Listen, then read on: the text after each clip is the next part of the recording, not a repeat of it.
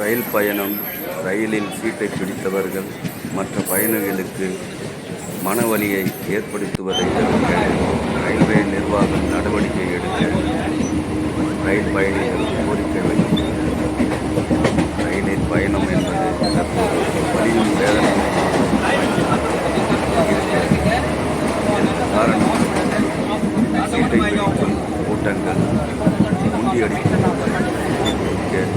உடன் நிற்பவர்களை தள்ளிவிட்டு செல்கிறார்கள்.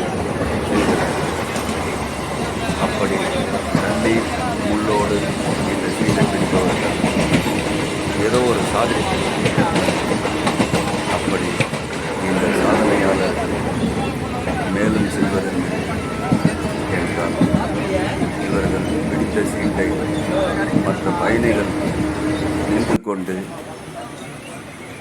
எவ்வளவு கெஞ்சினாலும் ஆள் வராங்க என்று சொல்லிக் கொண்டிருக்கிறார்கள் மற்ற பயணிகளிடம்.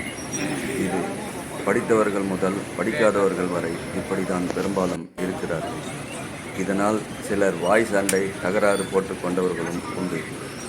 இங்கே எல்லோரும் டிக்கெட் வாங்கி கொண்டு தான் ரயிலில் பயணம் செய்கிறார்கள்.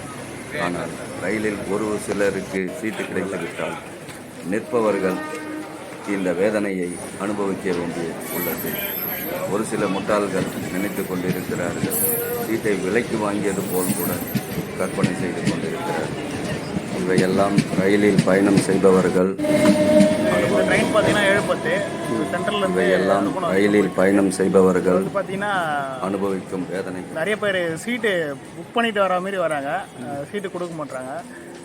நிறைய குழந்தைங்க, பெரியவங்கலாம், வயசானவங்களாம் ரொம்ப நின்றுட்டு வரும்போது கூட அட்ஜஸ்ட் பண்ணின்னு இது பண்ண மாட்டாங்க. சீட்டே என்னமோ அவங்க அப்பா வீட்டு சொத்து மாதிரி இருக்குது, ரயில்வே சொத்து இல்லை.